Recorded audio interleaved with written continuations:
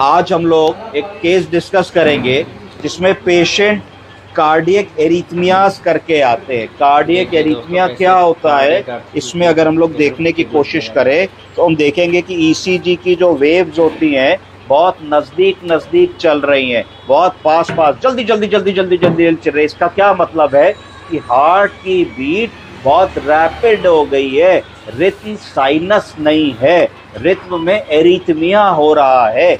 इसका मतलब हुआ कि हार्ट जब कॉन्ट्रैक्ट करता है तो ऑरिकल्स और वेंट्रिकल्स सिंक्रोनाइज होकर के कॉन्ट्रैक्ट और रिलैक्स करती है। एक चैम्बर फूलता है, दूसरा पिचकता है, फूलता है, पिचकता है, तो ब्लड भरता है और ब्लड प्रेशर मेंटेन होता है। एरिथमिया यानी कि ये जो एरिथमिया हो रहा है इसको एट्रियल फ्लटर या एट्रियल फिब्रिलेशन एरिथमिया कहते हैं। इसका मतलब है कि हार्ट की जो ऑरिकल है वो इरेगुलर बीट करने लगती है, अर्थात मिक्सी की तरीके से तो ऐसे बीट करेगी तो हार्ट में फिलिंग ही नहीं हो रही है। यानी कि जब हार्ट बीट करेगा तो उसको कुछ समय चाहिए कि उसमें खून भरे। जब खून नहीं भर रहा होगा तो बार बार ऐसे ही चलेगा, तो इस स्थिति में ब्लड प्रेशर बिल्कुल ड्रॉप कर जाएगा।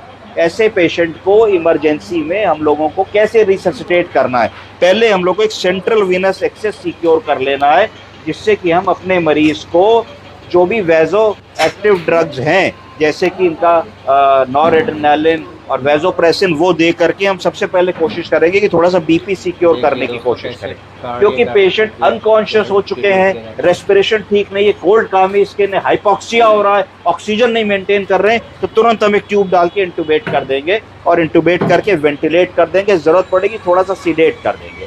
अब आपका मेन ऑब्जेक्टिव होगा कि किसी तरीके से मीन आर्टीरियल प्रेशर बढ़े, स्लाइटली बीपी बढ़े, एंटी एरिथमिक ड्रग देके एरिथमिया को सेटल करें। अगर नहीं हो पा रहा है तो डीफिब्रिलेशन या कार्डियोवर्जन करके हम एरिथमिया को सेटल करें।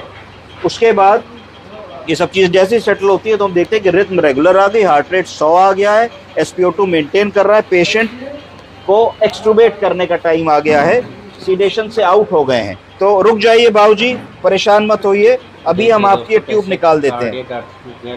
पंडित जी परेशान मत होइए, अब हम मरीज को एक्सट्रूबेट कर देंगे और एक्सट्रूबेट करते ही मरीज को बेटर फील होगा, क्योंकि ये थोड़ा सा परेशान हो रहे हैं ट्यूब से, क्योंकि इस समय ये होश में आ गए हैं और इनका सीडेशन हम लोगों ने बंद कर दिया था जिससे एक्सट्रूबेट कर सकें। तो ट्यूब की पहले हम लोगों ने एयर निकाल ली बलून से, बलून पिचक गया, 8 नंबर की ट्यूब थी और हमने धीरे से इस ट्यूब को पुश करके बाहर निकाल लिया। इस ट्यूब को बाहर निकाल लिया हम लोग ने बिल्कुल, क्योंकि कली पड़ी थी तो ट्यूब कोई ब्लॉक नहीं है, कोई किंक नहीं है।